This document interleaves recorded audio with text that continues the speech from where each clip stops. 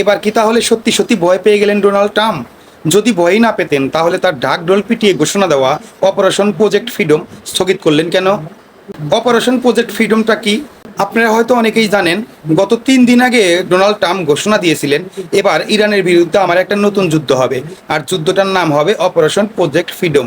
আর এই operation project freedom কিভাবে কাজ করবে?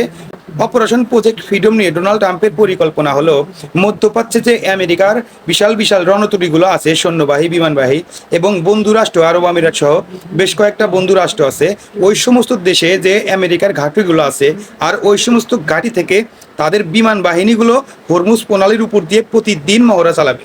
আর এই মহড়াগুলো যখন চলতে থাকবে তখন আমেরিকা সহ পশ্চিমা বিশ্বের যতগুলো জাহাজ বা তেল ট্যাঙ্কার হরমুজ প্রণালীতে আটকে আছে, ইরানের ভয়ে পার হতে পারছে না, তখন এই মহড়ার উসিলায় এই হরমুজ প্রণালী তারা নিশ্চিন্তে পার হয়ে যাবে।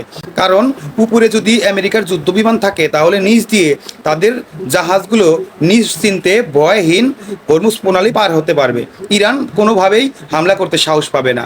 আর এইভাবেই যখন প্রতিদিন এই অপারেশন প্রজেক্ট ফ্রিডম চলতে থাকবে, ইরান আস্তে আস্তে হরমুজ প্রণালীর দখল হারাবে। এটাই ছিল ডোনাল্ড ট্রাম্পের প্রজেক্ট ফ্রিডম নিয়ে পরিকল্পনা।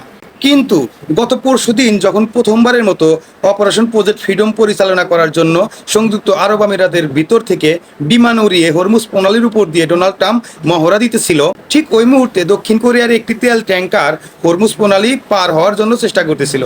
এই খবরটা যখন ইরানের আইআরজিসির কাছে পৌঁছে গেছে যে আমেরিকা তাদের যুদ্ধবিমান হরমুজ প্রণালীর উপর দিয়ে উড়াচ্ছে এবং দক্ষিণ কোরিয়ার জাহাজ হরমুজ প্রণালী পার হওয়ার জন্য সামনের দিকে এগোচ্ছে, তারা এক মুহূর্ত দেরি না করে সঙ্গে সঙ্গে সেই জাহাজটিকে আক্রমণ করে বসে এবং সেই জাহাজটির ইঞ্জিন রুম পুড়ে জাহাজটি বিকল হয়ে যায়। এটা করেই শুধু ইরান চুপ করে বসে থাকেনি, সংযুক্ত আরব আমিরাতের একটি তেল বন্দরে ভয়াবহ হামলা করে বসেছিল, কারণ সংযুক্ত আরব আমিরাতের ভিতর থেকেই এই আমেরিকার বিমানগুলো আকাশে উঠেছিল।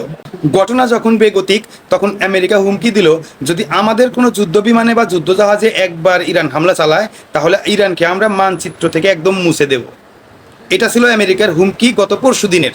তারপরে ইরান আর আমেরিকার যুদ্ধ বিমানে হামলা চালায়নি, কিন্তু মজার বিষয় হলো আমেরিকাও কিন্তু তারপরে আর ওই হরমুজ প্রণালীর উপর দিয়ে কোনো মহড়া চালাতে সাহস পায়নি। এভাবেই যখন গত 2 দিন ধরে দুই দেশের মধ্যে হামলা পাল্টা হামলা বা হুমকি পাল্টা হুমকি চলছিল, হঠাৎ করেই গতকাল ডোনাল্ড ট্রাম্প ঘোষণা দিলেন, আমি অপারেশন প্রজেক্ট ফ্রিডম স্থগিত করলাম।